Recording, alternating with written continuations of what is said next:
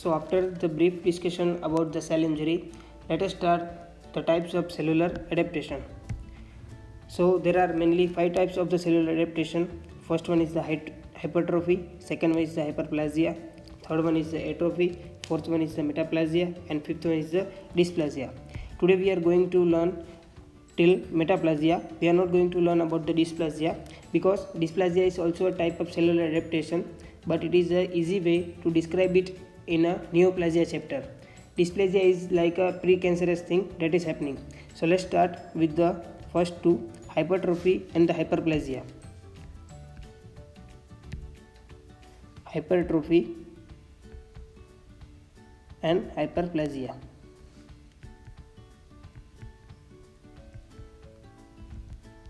As we know that hypertrophy is increase in cell size and hyperplasia is increase in cell number.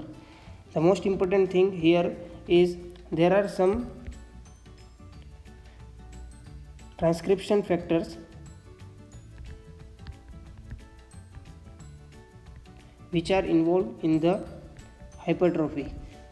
They are NF80, GATA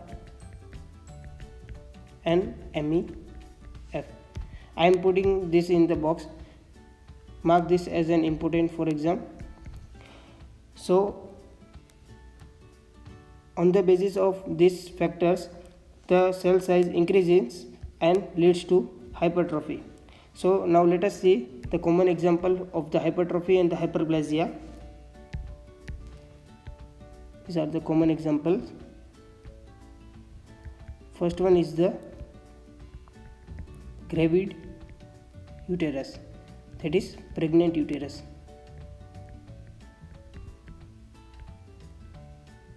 This pregnant uterus also shows the hypertrophy plus hyperplasia, but here the hypertrophy is predominant over the hyperplasia. So hypertrophy in the case of gravid uterus is most common. Second example is breast development.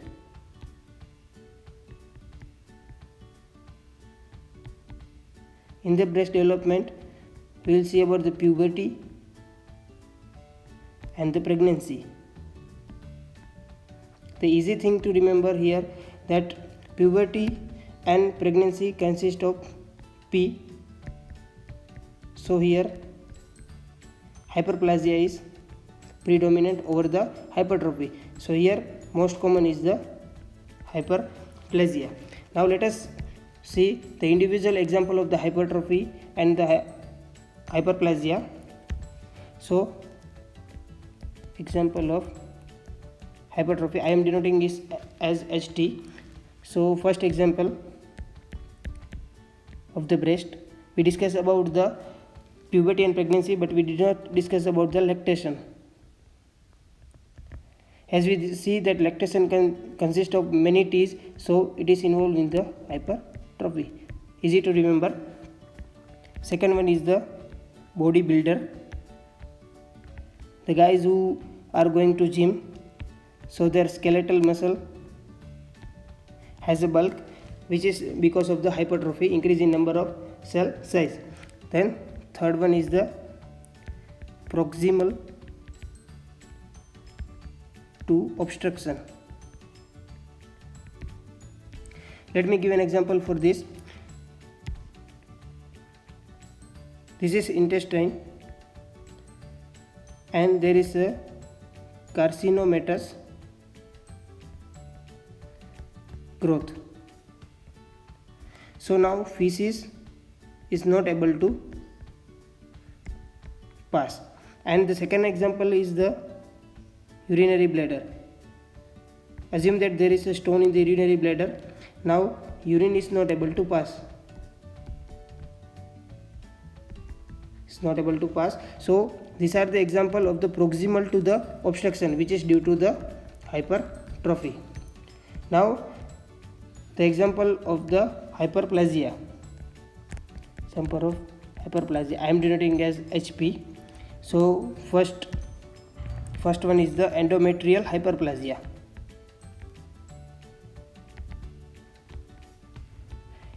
Endometrial hyperplasia is due to increase in the level of estrogen. If there is constant increase in estrogen level, and if it is not treated, if the endometrial hyperplasia is not treated, it can lead to the endometrial cancer. So it is the type 1 cancer. In future we will see there are the two type of endometrial cancer, type 1 and the type 2. Here it will suffer from the type 1 cancer.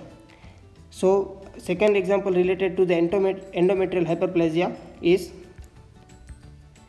granulosa cell tumor in the ovary.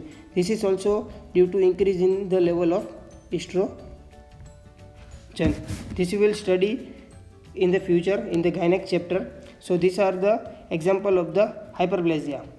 So second example for the hyperplasia is prostate hyperplasia.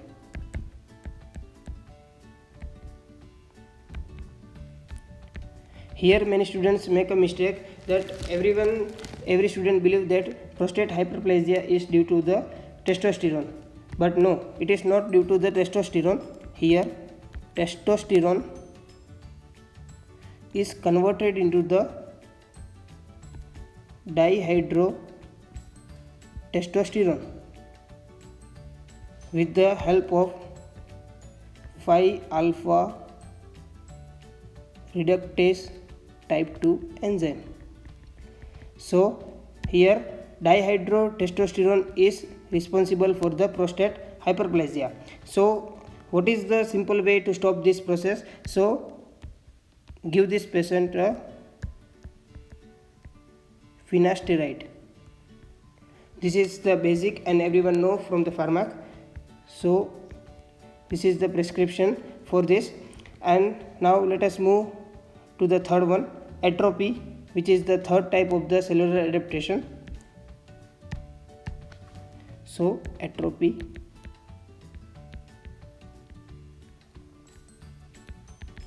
as we know that atrophy is decrease in number of cell number and decrease in the cell size.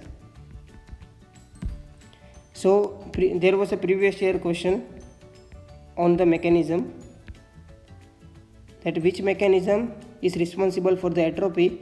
So remember, ubiquitin proteasoma pathway. So due to this pathway the atrophy occurs. So there are the different types of the atrophy. For example, first one is the diffuse atrophy. Second one is the ischemic atrophy. Here the blood supply is not proper. Then if there is no nerve supply is problem, so there is denervation atrophy. If there is problem in the nutrition, so malnutrition atrophy. And fifth one, pressure atrophy. Let me explain pressure atrophy. There is a large leiomyoma, that is fibroid, present in the endometrium, which pressurize the endometrial cell. So it will lead to the endometrial atrophy. So can I say this is due to the pressure? So this is pressure atrophy.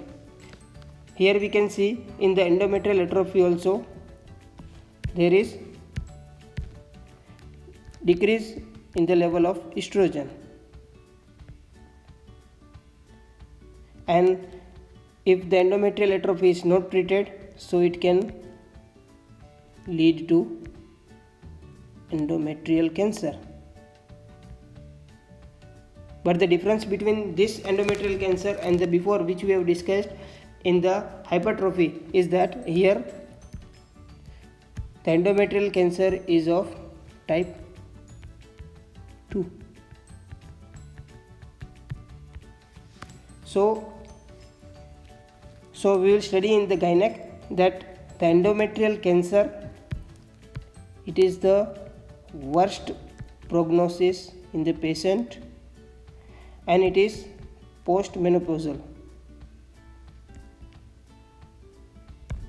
So after completion of the atrophy, now let's move on to the last topic, which is metaplasia.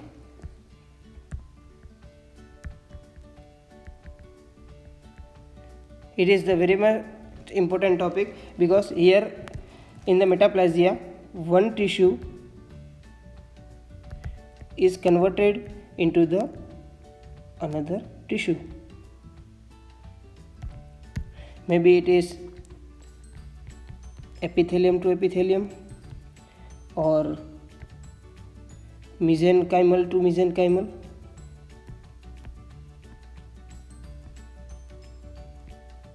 Or it can be anything. Remember, this is a reversible process, and the mechanism behind this is the reprogramming of the stem cell. Reprogramming of the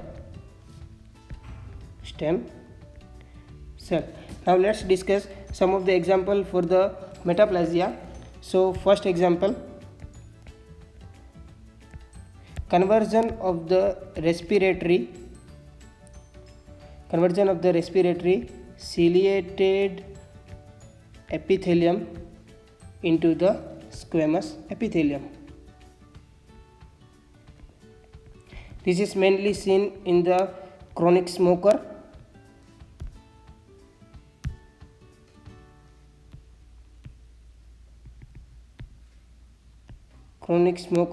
And vitamin A deficiency. Whenever squamous epithelium is converted from the respiratory ciliated epithelium, it is known as the squamous metaplasia. And this is the most common type of the metaplasia. Now let's take another example.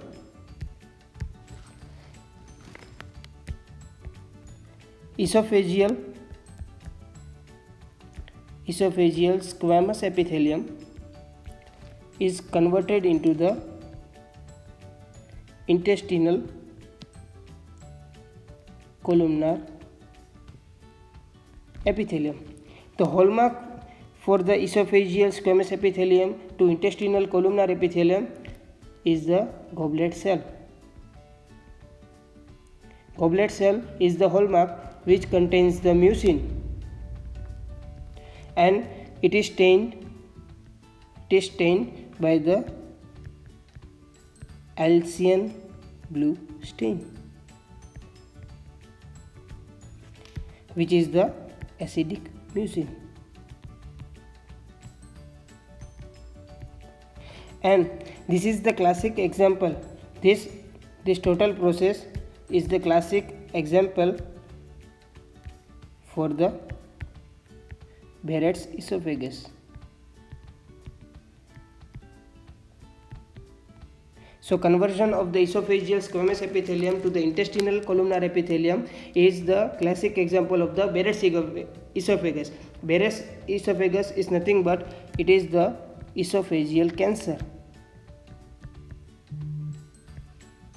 Esophageal cancer. In other words, we can say it as a adenocarcinoma. And the third and the last example for the metaplasia is myositis ossificans. Here, conversion of the muscle to the bone occurs. Here, epithelium to epithelium is not converted, but muscle is converted into the bone. For example, example is the mesenchymal metaplasia.